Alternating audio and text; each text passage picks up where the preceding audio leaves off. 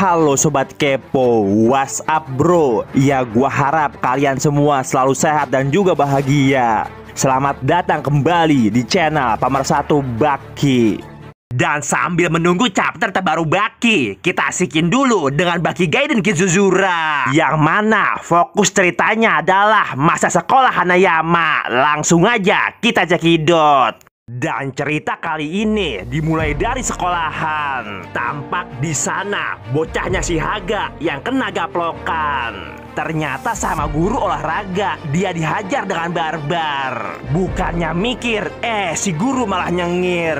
Rupanya dia ditabokin lantaran rambutnya dipikokin. Si guru berkata lagi, kalau ampe besok pagi rambut lo kagak dicuci, kagak bakal gua tampar, tapi gua tonjok sekalian.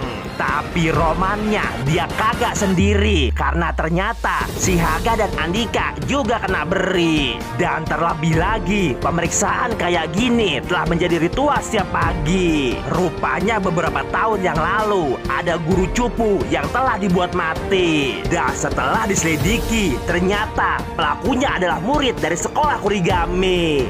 Makanya biar mencegah hal itu kagak terjadi lagi, oleh Menteri Pendidikan lisensi hukuman fisik telah diberikan. Dan guru pun diseleksi, gak cuma bisa mengajar tapi juga bisa menghajar. Gak cuma murid yang laki, murid cewek pun diberi. Woi, rok lo kependekan, pantatnya ditepak. Ya maklum aja, tangan bapak gak punya mata. Dan akhirnya telah tiba giliran Hanayama, si preman muka bacokan. Mereka pun saling berhadapan, tapi kemudian dengan sopan Hanayama menyapa duluan. Pagi pak, si guru berkata, pede juga nih orang. Tapi lantaran muka Hanayama full face bacokan, si guru jadi penasaran. Sementara itu, si Haga yang mantau dari kejauhan langsung mengatakan, langsung aja mak, hajar. Kemudian si guru berkata, emang lo kira luka lo nakutin orang? Si guru nambahin lagi, luka itu berarti kalau lo kelahi, lo kagak bisa ngelindungin diri. Bisa juga dibilang kalau pertahanan lo yang cupu. Gua ini ahli bela diri dan gua ngomong berdasarkan pengalaman. Intinya luka lo sama sekali kagak ada kerennya. Kagak pakai gantian, Hanayama terus-terusan dia hina. Hanayama masih sopan, tapi Haga yang ngeliat dari kejauhan udah langsung aja tampol komandan. Tapi meskipun Hanayama nggak punya kesalahan sama sekali, si guru malah ngajak berkelahi. Si guru mengatakan, meskipun lo sopan, tapi tetap aja lo kagak bakal lolos dari hukuman. Bahkan sepatu mahal Hanayama sampai dia bahas juga. Emang sih cocok buat anak sultan, tapi celana lo kegedean. Dan Hanayama pun berkata, katanya nggak ada seragam yang pas sama badannya. Tapi kagak pakai basa-basi, ulu hati Hanayama langsung dia beri. Jebret. Tapi hasilnya bukannya dijatuhkan, si guru malah keringetan. Dalam hatinya dia langsung berkata, buset ini apaan ya? Bahkan si Haga dan guru lainnya sampai dibuat terperangan. Si guru semakin keringetan, tapi sambil teriak dia mengatakan, apa bener lo yang puja sialan? Dan semua orang yang menjadi saksi langsung dibuat ngeri. Bahkan saat itu si guru merasa kalau yang ada di hadapannya adalah pedang raksasa.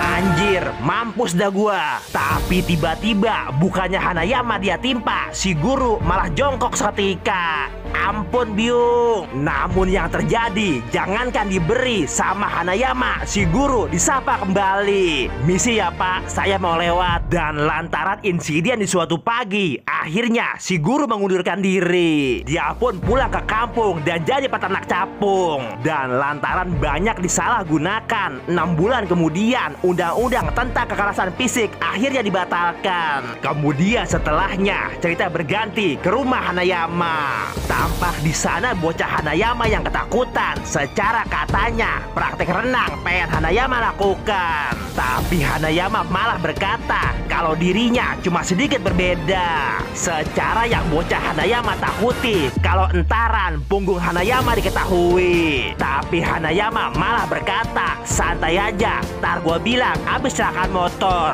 Dan kemudian tuh orang kembali berkata, bos, bukan masalah lukanya, tapi tatonya. Secara tato Yakuza dilarang di mana-mana.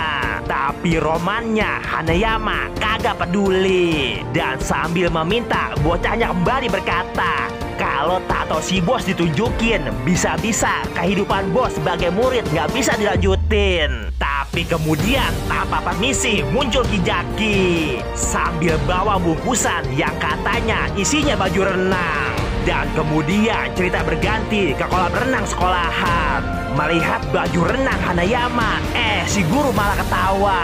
Secara katanya itu baju renang profesional. Tapi dengan santai Hanayama mengatakan kalau ada rekor yang pengen dia pecahkan. Sambil ngorekin conge, si guru bertanya, rekor banyak, rekor apaan? Rekor ceplok, ya rekor renang lah. Dan mendengar jawaban Hanayama, seketika si guru langsung minta tim renang buat maju semua. Bahkan dia juga meminta langsung satu muridnya buat maju. Dan ternyata dia adalah juara renang nasional Jepang. Kemudian semua ambil posisi. Guru kembali mengatakan kalau lo bisa ngalahin Kitajima, baru dah lo ngomong. Murid-murid pada ngetawain, bahkan Kitajima ikut ngeremehin. Dan ketika peluit ditiup, semua langsung melompat. Tapi anehnya Hanayama masih diam di tempat. Hanayama ambil kuda-kuda, kemudian lompat seketika. Lompatan Hanayama langsung tuing, kemudian gubiar seketika. Bahkan sesaat tangan dia hempaskan, semua orang langsung mental ke pojokan. Kemudian dengan putaran buaya, Kitajima keselak dan akhirnya dia tenggelam juga. Dengan satu lompatan dan dua ayunan, Hanayama menang pertandingan. Sementara Kitajima ngap-ngapan butuh pertolongan. Kemudian cerita berganti ke gedung Hanayama. Kijaki yang penasaran langsung nanya, ngapa bos diem bae? Hanayama pun mengatakan kalau ada PR yang harus diselesaikan dan semuanya harus selesai sebelum besok pagi. Kijaki kembali nanya, emang udah ngerjain sebanyak apa bos? Kata Hanayama, lah ini baru kok gua kerjain. Lah buset, karena sekarang udah hampir jam 12. Kijaki langsung gedek, bos kira-kira ngapa? Kerjain dikit-dikit tiap hari. Tapi Hanayama berkata kalau itu gua lakukan bukan murid namanya. Dan seketika itu juga Kijaki langsung mempersiapkan diri. Secara katanya biar gini-gini gua lulusan perguruan tinggi. Dengan berusaha keras berbagai pelajaran langsung dia libas. Meski silang opini gak bisa mereka hindari. Mereka berdua bersatu berpacu untuk melawan waktu. Dan meskipun harus ke sekolah dengan langkah gontai, semua PR Hanayama akhirnya bisa selesai. Dan dari Hanayama kita kembali belajar. Meskipun dia seorang Yakuza, tapi adab kepada yang lebih tua harus tetap dijaga. Lalu bagaimanakah kelanjutan ceritanya? Ya kita bikin asik aja di video gua yang selanjutnya.